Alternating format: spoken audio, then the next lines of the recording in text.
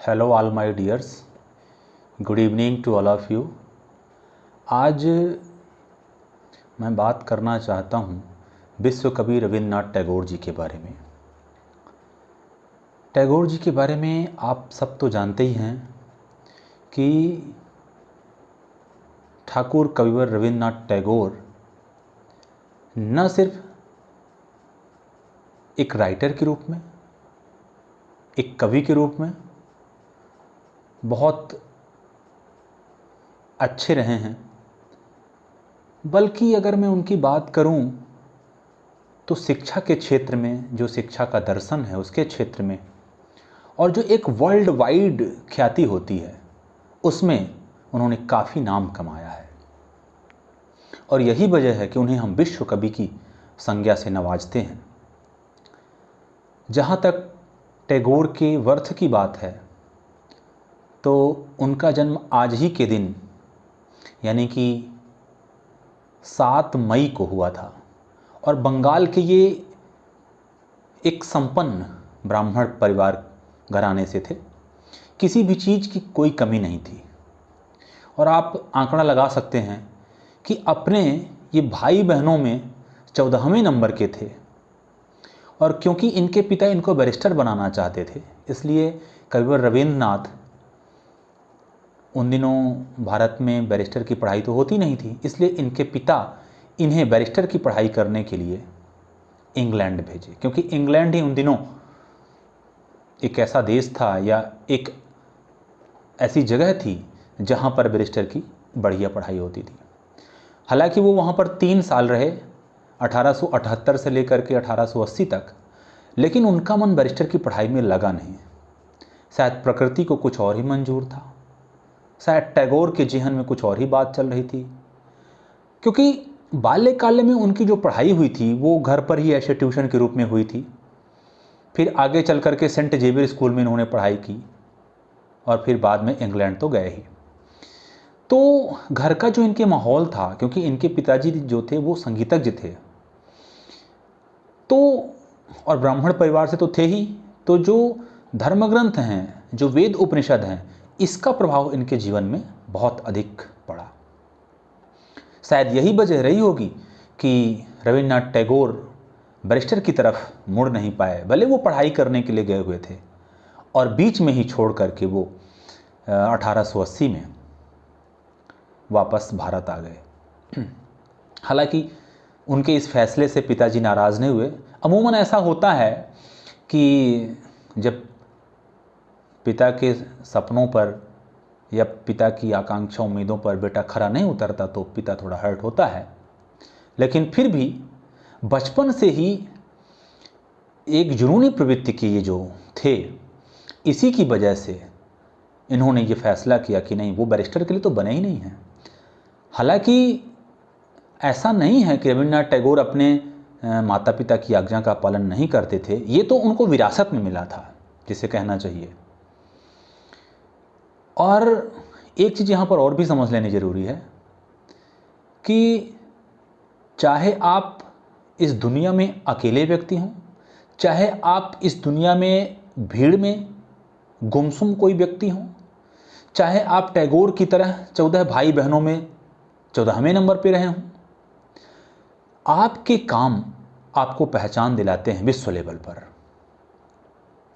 और 14 भाई बहनों का नाम हम आप तो नहीं जानते, लेकिन टैगोर को हम जरूर जानते हैं, जो कि 14वें नंबर की संतान थे अपने माता पिता की। ठीक है, यहाँ पर एक चीज़ और समझ लेना ज़रूरी है कि रविंद्रनाथ टैगोर की जो प्रतिभा थी वह किसी से छुपी नहीं है।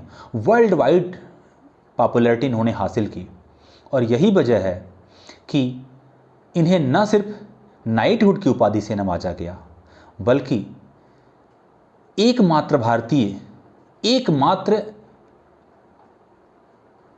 रविंद्रनाथ टैगोर ही वह व्यक्ति थे जिन्हें नोबेल प्राइज से नवाजा गया था पूरे एशिया महाद्वीप में। और किस लिए? साहित्य के क्षेत्र में। अगर हम मोटी बात कहें तो ऐसा कह सकते हैं कि रविंद्रनाथ टैगोर ऐसे पहले एशियाई व्यक्ति थे पहले भारतीय एशियाई व्यक्ति थे जिन्हें सर्वप्रथम साहित्य के क्षेत्र में नोबेल प्राइज से वर्ष 1913 में नवाजा गया और यह पुरस्कार इनको उनकी सुप्रसिद्ध रचना गीतांजलि के लिए दिया गया। अगर हम गीतांजलि की बात करें तो गीतांजलि को इन्होंने 1910 में लिखा और महज 3 वर्षों में ही इतनी ख्याति गीतांजलि को हासिल हुई। तो थोड़ा सा हम यह भी समझ लें कि आखिर गीतांजलि में ऐसा क्या है जो इतना वर्ल्ड वाइड फेमस हुई। इससे पहले कि गीतांजलि को हम समझें, उनकी हम अगर कुछ और रचनाओं पर बात करें तो सबसे पहले जिसके लिए टैगोर को जाना गया वह था हमारे भारत का जो नेशनल एंथम है, राष्ट्रगान जन गण मन। यह टैगोर के द्वारा ही लिखा गया। हालांकि इस पर थोड़ा सा विवाद भी रहा है कि इन्होंने एक अंग्रेज ऑफिसर के सम्मान में इसको पहली बार गाया था, जन गण मन अधिनायक जय, क्योंकि अंग्रेज जो है अधिनायकवाद के पोषक थे। ठीक है, इस पर कभी बाद में बात होगी। फिलहाल इसके अलावा जो एक दूसरा राष्ट्र है जो 1971 में पूर्वी पाकिस्तान से बांग्लादेश बना, उसके लिए भी आमार सोनार बांग्ला, उसके लिए भी राष्ट्रगान कविवर रविन्द्रनाथ टैगोर ने ही लिखा। इसके अलावा राजर्षि, चोखेर बाली, बड़े घर की बेटी सहित तमाम इनकी बहुत सारी रचनाएं हैं। उपन्यास में इनका गोरा बहुत ही प्रसिद्ध उपन्यास है जो उस समय के अंग्रेज़ों की और भारतीय समाज की वास्तविकता को दर्शाता है। कुल मिलाकर के रविन्द्रनाथ टैगोर एक ऐसे लेखक के रूप में जाने गए, एक ऐसे रचनाकार के रूप में जाने गए जो न सिर्फ कविताओं पर कलम चलाई गीतांजलि के माध्यम से, बल्कि लेखन के जितने भी क्षेत्र होते हैं, चाहे शॉर्ट स्टोरी हो, चाहे वो नाटक हो, चाहे वो उपन्यास हो, चाहे वो कविता हो, चाहे वो कहानी हो, चाहे वो यात्रा संस्मरण हो, चाहे रिपोर्टाज हो, ओवरऑल इन्होंने अपनी लेखनी चलाई और एक से बढ़कर एक। और इनके कई सारी रचनाओं पर तो कई भाषाओं में फिल्में भी बन चुकी हैं और बहुचर्चित रही हैं। और कहते हैं कि जो चोखेर बाली नाम की इनकी एक पुस्तक है, मेरे हाथ में ये पुस्तक है भी, आप देख पा रहे होंगे, तो इस पर जब पहली बार बॉलीवुड की एक फिल्म बनी थी तो वहीं से दिलीप कुमार काफ़ी हिट हुए थे। तो बहुत हिट चीज़ें इन्होंने दी है और ये इनके व्यक्तित्व को शोभा भी देता है। इससे पहले कि हम लोग गीतांजलि की बात करें, जब रविन्द्रनाथ टैगोर वापस भारत में लौट के आए तो इनकी जो पत्नी थी, इनकी पत्नी के साथ वो सियालकोट चले गए थे और सियालकोट में ही इन्होंने साहित्य के ऊपर काम करना शुरू किया। और इसके बाद इन्होंने शांति निकेतन की स्थापना की। शांति निकेतन की स्थापना करने का इनका जो मकसद था कि जिस प्रकार से शिक्षा उन्हें दी गई है, जिस प्रकार से शिक्षा समाज में व्याप्त है, उस शिक्षा के वो पक्षधर नहीं थे। उनका मानना था कि शिक्षा एक स्वतंत्र वातावरण में होनी चाहिए, शिक्षक एक यंत्र नहीं होना चाहिए, विद्यार्थी को एक पर्टिकुलर किसी एक मशीन की तरह, यंत्र की तरह किसी सांचे में नहीं ढालना चाहिए, बल्कि उसको एक स्वतंत्र रूप से शिक्षा दी जानी चाहिए। वर्ष 2019-20 में जब मैं शांति निकेतन गया हुआ था तो वहाँ मैंने वहाँ के एक वॉचमैन से पूछा कि यहाँ की जो शिक्षा पद्धति है वो कैसे है और कैसे बच्चे यहाँ पर अध्यापन करते हैं। तो उन्होंने बताया कि वहाँ पेड़ों के नीचे चबूतरे बने हैं, चबूतर पे शिक्षक बैठते हैं और सामने खुले वातावरण में काफ़ी लंबा चौड़ा एरिया है वहाँ पर, तो वहाँ बच्चे बैठते हैं। वॉचमैन ने बताया कि यहाँ पर जब बच्चे बैठते हैं तो पूरा प्रकृति का सानिध्य होता है, प्रकृति के सानिध्य में वो पढ़ाई करते हैं। मेरे द्वारा ये पूछे जाने पर कि क्या उनका ध्यान नहीं भटकता है, क्योंकि हम लोग जब विद्यालय में बच्चों को पढ़ाते हैं तो खिड़की दरवाज़ों से बच्चे कई बार बाहर का अगर दृश्य दिखता है तो वो उनका ध्यान अनायास उधर खींचा चला जाता है। तो वॉचमैन ने मुझे बताया कि ऐसा नहीं है कि बच्चों का ध्यान नहीं जाता, बच्चों का ध्यान जाता है। जब पेड़ों पर पक्षियाँ बोलती हैं, कई बार तो ऐसे नए पक्षी आ जाते हैं तो नई ध्वनियाँ सुन करके बच्चे अनायास उनका ध्यान उधर चला जाता है। टीचर कोई चीज़ पढ़ा रहा है तो जब बच्चे उधर अपने आप को मूव कर लेते हैं तो टीचर उन पर रोक नहीं लगाता है। अमूमन होता क्या है कि हम लोग बच्चे का जब ध्यान इधर उधर जाता है तो उसे रोकते हैं, उसे मतलब स्ट्रिक्टली मना करते हैं कि नहीं तुम्हारा ध्यान उधर कैसे जा रहा है ना। कहीं ना कहीं इसमें हमारा अहंकार पोषित होता है कि मैं बता रहा हूँ और इसका ध्यान उधर जा रहा है ना, मेरी बात नहीं सुन रहा है, ये भावना हमारे अंदर होती है। लेकिन वहाँ पर ऐसा कुछ नहीं है। अगर बच्चा किसी चिड़िया को देखना चाह रहा है तो वो उस चिड़िया को देखे, निसंदेह देखे, इसमें कहीं कोई रोक टोक नहीं है और होना भी नहीं चाहिए। क्योंकि बच्चा अगर प्रकृति के सानिध्य में रह करके प्रकृति से संतुष्ट होगा तो वो बेहतर आउटपुट देगा। और अगर शिक्षा मानव के व्यक्तित्व से प्रकृति के साथ जुड़ाव पैदा नहीं कर पाती है तो वह शिक्षा किस काम की है? फिर तो वो मशीनवत है, यंत्रवत है, जैसे आजकल हम लोग रोबोटिक्स की तरफ बढ़ रहे हैं। तो ऐसा रविन्द्रनाथ टैगोर का मानना था। शिक्षा जगत में अगर आप रविन्द्रनाथ टैगोर का शिक्षा दर्शन नहीं पढ़ते हैं तो शिक्षा अधूरी मानी जाती है। जैसे आप महात्मा गांधी का शिक्षा शास्त्र पढ़ते हैं, शिक्षा दर्शन, जैसे आप श्री अरविंदो का शिक्षा दर्शन पढ़ते हैं, अरस्तु का आप शिक्षा दर्शन पढ़ते हैं, इसी प्रकार से महर्षि टैगोर का भी अगर आप शिक्षा दर्शन नहीं पढ़ते तो भारतीय परिप्रेक्ष्य में नहीं बल्कि एक वैश्विक लेवल पर इनका शिक्षा दर्शन महत्वपूर्ण है। अब हम बात करते हैं थोड़ा गीतांजलि की तरफ। जैसा कि मैंने आपको बताया कि 1910 में इन्होंने गीतांजलि को कंपोज किया, लिखा और 1913 में इन्हें दुनिया का सबसे बड़ा प्राइज़, नोबेल प्राइज़ 1913 में दिया गया। अच्छा, जब 1913 में इन्हें नोबेल प्राइज़ दिया गया तो निसंदेह गीतांजलि में कुछ ऐसी बात होगी जिसकी वजह से उनको नोबेल प्राइज़ दिया गया। जी बिल्कुल, अगर आपने गीता का अध्ययन किया है, अगर आपने कबीर को गहराई से समझने का प्रयास किया है तो टैगोर को आप बेहतर तरीके से समझ पाएंगे। जी हाँ, टैगोर ने गीता के दर्शन को उठाया है, कबीर के दर्शन को उठाया है और फिर एक टोटल सरेंडरिंग का भाव रखते हुए उन्होंने ईश्वर के समक्ष अपने आप को रखा है। और जिस प्रकार से कविता में उनके विचार हैं सराहनीय हैं। अगर मैं आपको उनकी एक पोयम बताने की कोशिश करूं, मेरे पास गीतांजलि पुस्तक है, तो गीतांजलि में 103 कविताओं का संग्रह है और कविवर रविन्द्रनाथ टैगोर ने मूलतः इसको बांग्ला भाषा में लिखा है। अब बांग्ला में पढ़ना और बांग्ला में कहना तो फ़िलहाल मेरे लिए संभव नहीं है, हालांकि मेरे पास जो बुक है ये बांग्ला और इंग्लिश दोनों ही भाषाओं में लिखी गई है। फिर भी मैं आपको इंग्लिश में पढ़कर बताता हूँ। इन्होंने लिखा है, Thou hast made me endless, such is thy pleasure. This frail vessel thou emptiest again and again, and fillest it ever fill fresh life. ये पहला स्टैंजा हो गया। आगे वो लिखते हैं कि This little flute of a reed thou hast carried over hills and dales, and hast breathed through it melodious eternally new. आगे लिखते हैं, At the immortal touch of thy hands of my little heart loses its limit in joy and gives birth to utterance ineffable. और आखिरी stanza पहली कविता का है, Thy infinite gifts come to me only on these very small hands of mine. Ages pass and still thou pourest, and still there is room to fill. अगर हम इसका हिंदी समझने की कोशिश करें तो इनकी जो पहली लाइन है कहती है कि Thou hast made me endless।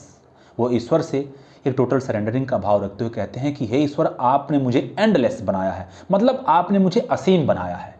ये जो दर्शन है कि आपने मुझे असीम बनाया है, ये गीता से लिया गया है। जब भगवान श्री कृष्ण गीता में कहते हैं, आत्मा और परमात्मा की बात करते हुए वो आत्मा के बारे में कहते हैं कि नैनम शस्त्राणि छिन्दन्ति नैनम दहति पावकः न चैनम क्लेदयन तापो न शोषयति मारुतः।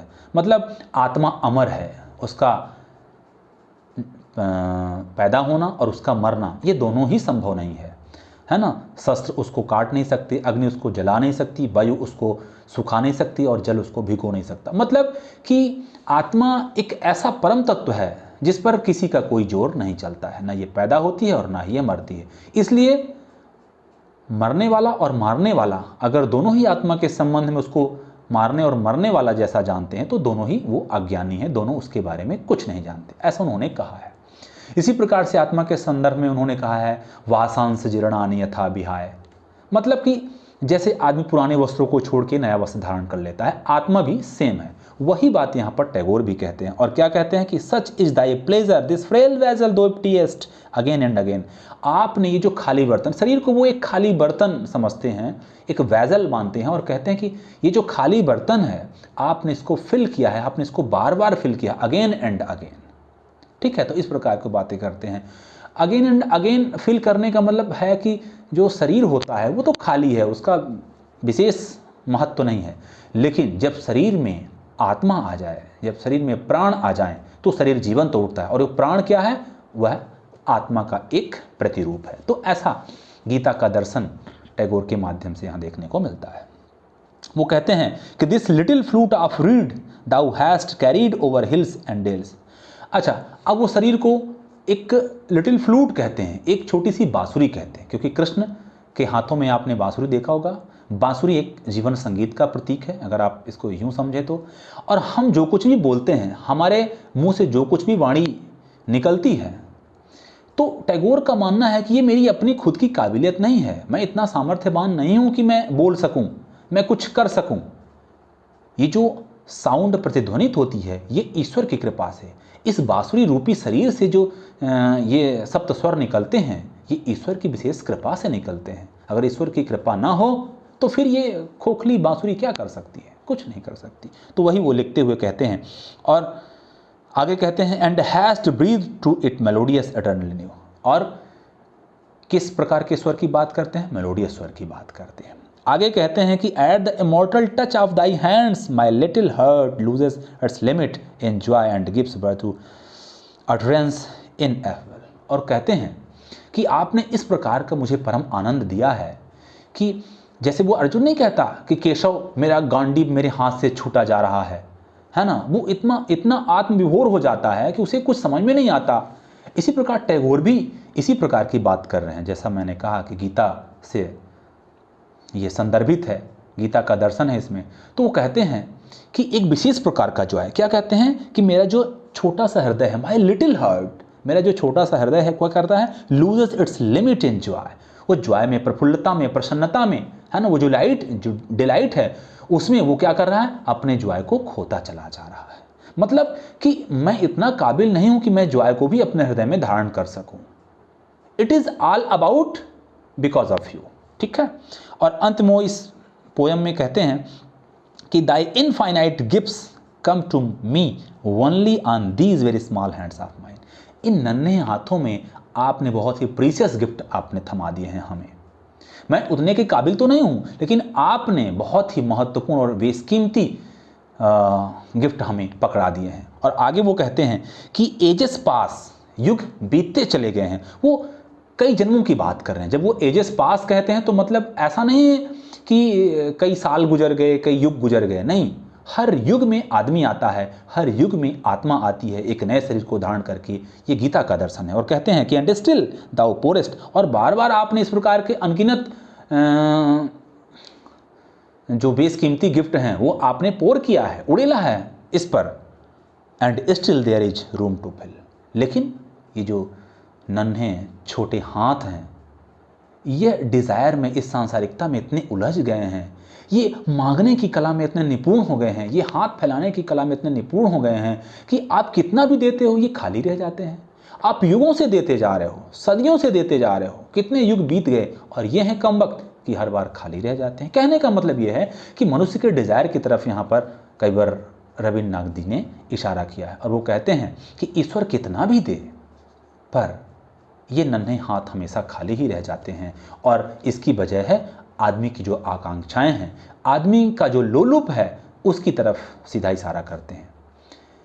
इसमें कबीर का भी दर्शन आपको देखने को मिलता है।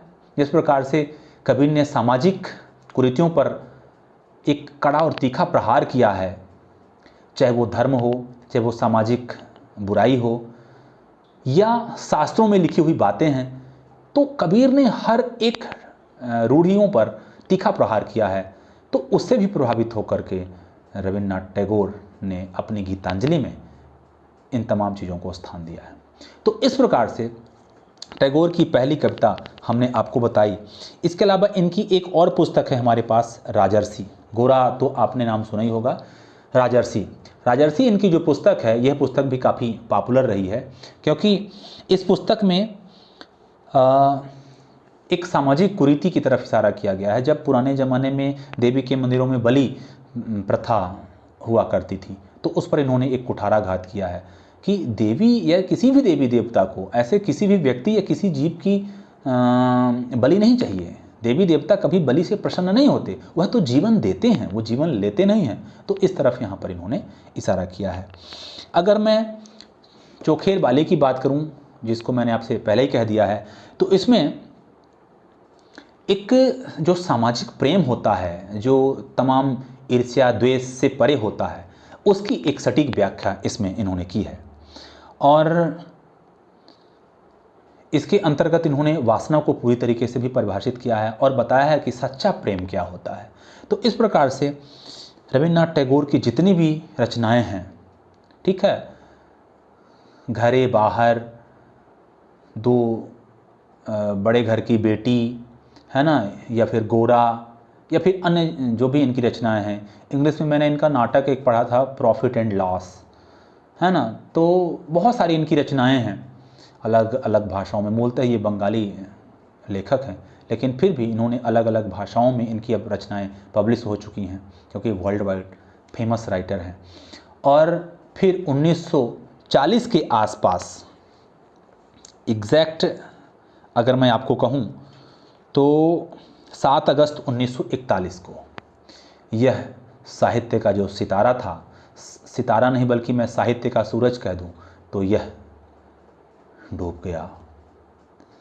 और इस प्रकार से एक इतने विशाल युग का, जिन्होंने गीता दर्शन पर, समाज की तमाम कुरीतियों पर लोगों को जागरूक करने का प्रयास किया, अस्त हो गया। इतना ही नहीं, रविन्द्रनाथ टैगोर ने हजारों रविंद्र संगीत की रचना की। अगर आप कभी बंगाल जाएं, बंगाल जाने को आपको मौका मिले, तो आप वहाँ पर पाएंगे कि वहाँ पर रविंद्र संगीत एक फोक संगीत माना जाता है। और न सिर्फ ये बंगाल में पॉपुलर है, बल्कि भारत के तमाम हिस्सों में ये प्रचलित है, और कई फिल्मों में भी ये देखने को मिला है, हमारे बॉलीवुड में। तो इसमें कहते हैं कि 6000 से ज़्यादा अलग अलग ट्यून्स को इन्होंने ईजाद किया है कविवर ने। और अगर आप वहाँ पर जाएं जहाँ से इन्होंने गीतांजलि लिखी है, तो एक 2 मंजिला मकान आपको देखने को मिलेगा शांति निकेतन पे। और जैसा कि मुझे वहाँ बताया गया कि वो 2nd फ्लोर पर बैठ करके और वो वहाँ से गीतांजलि लिखते थे। और वहाँ से जो उनके झरोखे से जो सामने का दृश्य दिखता है, वह बिल्कुल लाजवाब है। मैं तो चाहूँगा कि अगर आपको कभी जाने का वहाँ पर मौका मिले, या आप कभी बंगाल जाएं, तो उस जगह पे यकीनन ज़रूर जाएं। और वहाँ पर मैंने उनकी एक चेयर देखी थी, और उसी से प्रभावित होकर के मैंने भी उसी प्रकार की एक वो झूले वाली चेयर अपने लिए ख़रीदी है। तो मुझे पहली बार एहसास हुआ कि अगर रविन्द्रनाथ टैगोर जैसा आदमी हो, जो कि वाणीवरद हो, और शांति निकेतन जैसा एक परम आश्रम हो, और वो जो झरोखा है जहाँ से वो शांति निकेतन के बाहर का परिदृश्य, वो जो प्राकृतिक परिदृश्य वो दिखाई पड़ता है, तो गीतांजलि जैसी रचना क्यों नहीं निकल सकती है? निश्चित रूप से निकल सकती है। और मैंने वहाँ पर ये भी देखा कि जहाँ पर उन्होंने गोरा उपन्यास लिखा था, एक आज भी मिट्टी का घर बना हुआ है, वो काली मिट्टी से उसकी पुताई भी हुई है, वहाँ पर बना हुआ है, और वो घास फूस का छप्पर है उस पर। तो वहाँ पर उन्होंने गोरा नामक उपन्यास लिखा था। तो ये जानकारी मुझे वहाँ से मिली। आई होप कि रविन्द्रनाथ टैगोर के बारे में ये छोटी सी जानकारी जो हमने साझा करने की आपसे कोशिश की है, ये आपको पसंद आई होगी। Thank you so much.